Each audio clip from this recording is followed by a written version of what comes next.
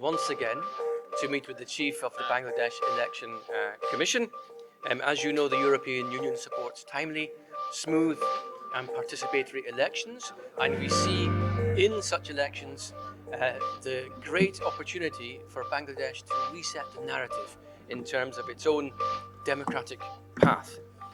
Just last weekend, I had the privilege of joining the Chief of the Election Commission when he conducted a mock exercise to be sure that the Commission is ready for the holding of elections which will combine not only the popular vote but also, of course, the referendum on the July Charter.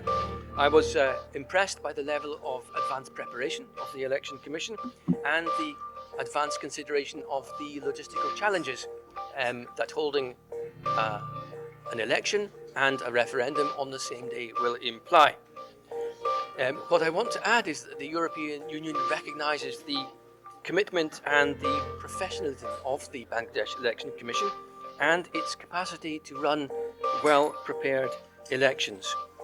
As I have mentioned in the past, the European Union is preparing to deploy a very large election observer mission to come to Bangladesh to observe what will be the largest democratic exercise of 2026 anywhere in the world. This is a sign of our confidence in the election process and our support for elections in this wonderfully diverse country. You have a huge country with a huge population, and it is the first time for many of your citizens to go to the polls for a number of reasons.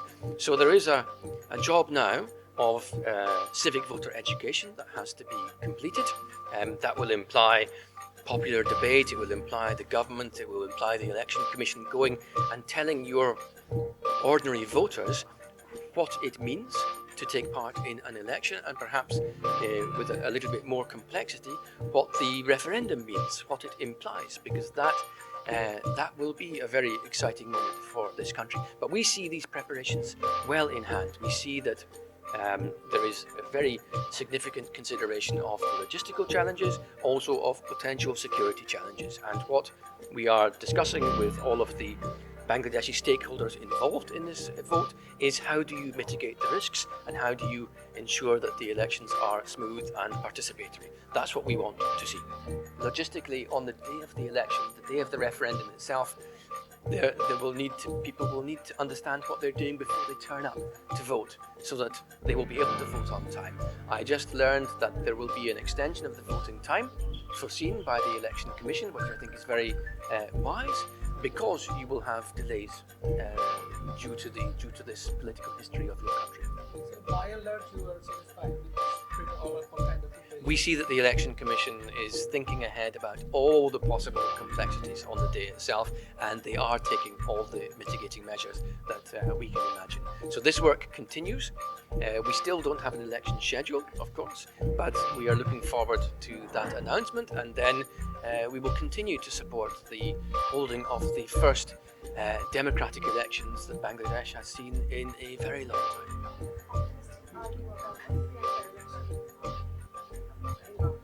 I'm very optimistic about a free and fair election. Assessment.